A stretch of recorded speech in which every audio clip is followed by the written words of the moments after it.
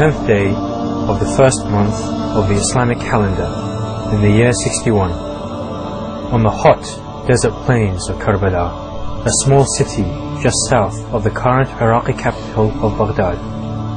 A small group of 73 noble individuals were massacred by an army of 70,000.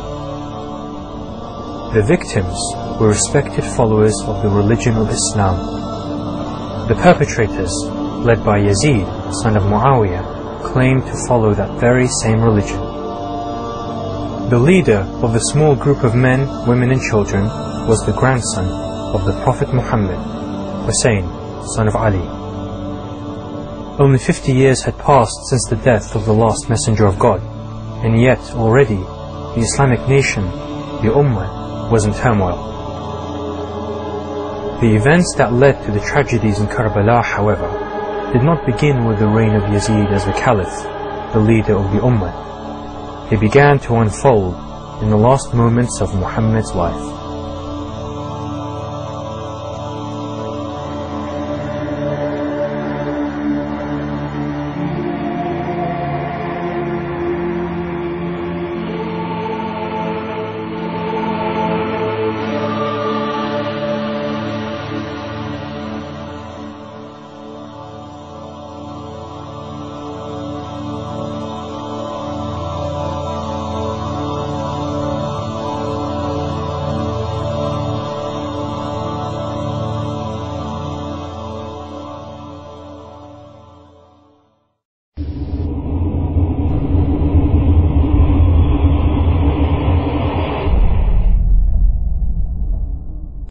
In the 11th year of the Islamic calendar, in the holy city of Medina, the Prophet Muhammad was nearing the end of his life.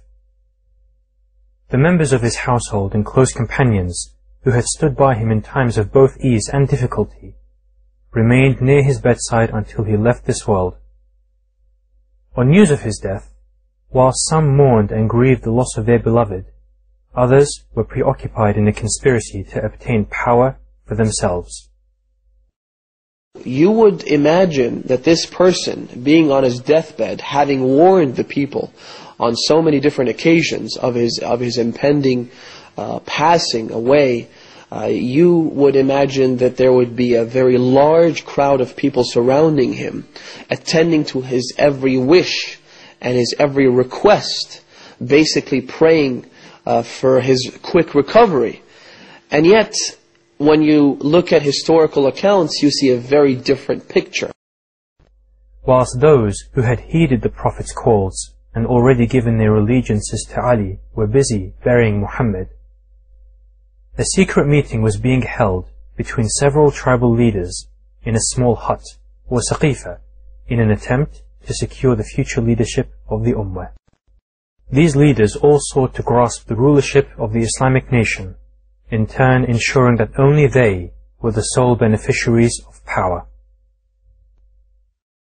Initially what happened was there was a conspiracy to conceal the Prophet's death. There were calls made that anyone claiming that the Prophet has died will be beheaded.